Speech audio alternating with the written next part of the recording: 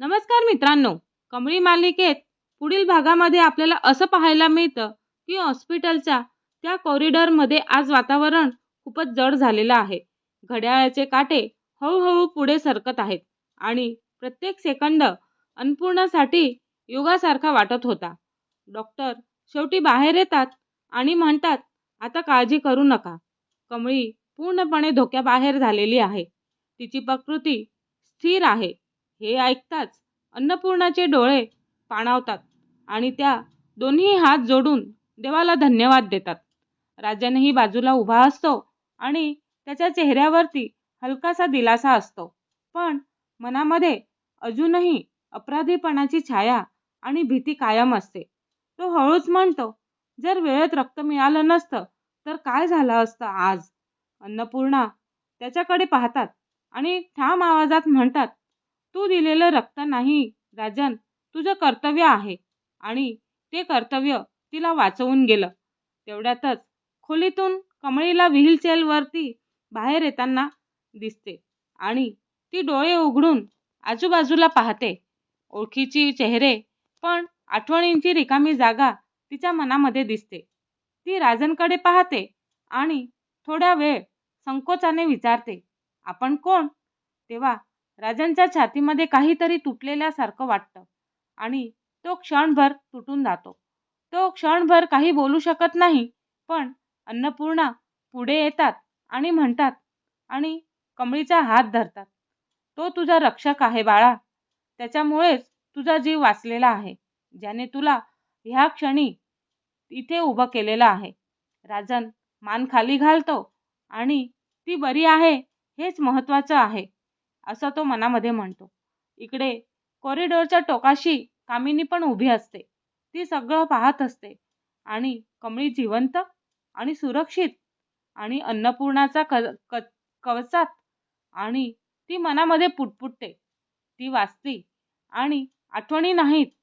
माझा डाव अर्धवट यशस्वी झालेला आहे, असं ती मनामध्ये पुटपुटत असते.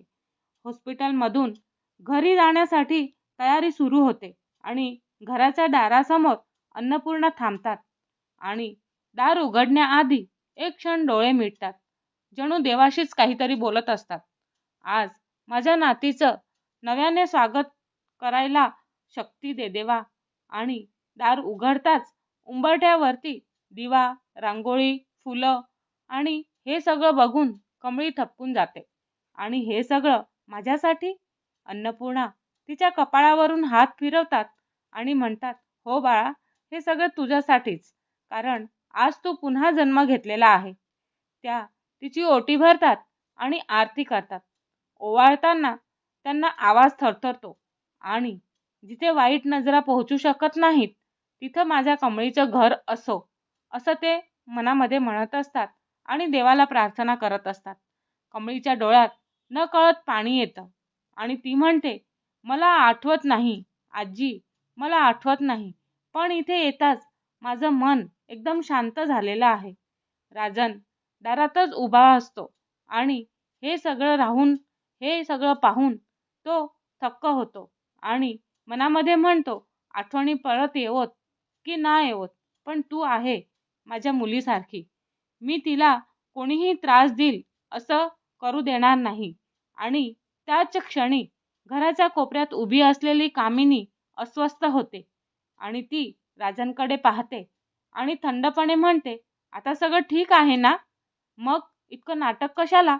अन्नपूर्णा तिच्याकडे वळतात आणि पहिल्यांदाच त्यांच्या कडक आवाजात म्हणतात की, नाटक नाही कामिनी, आज इथे एक जीव वाचून घरी आलेला आहे.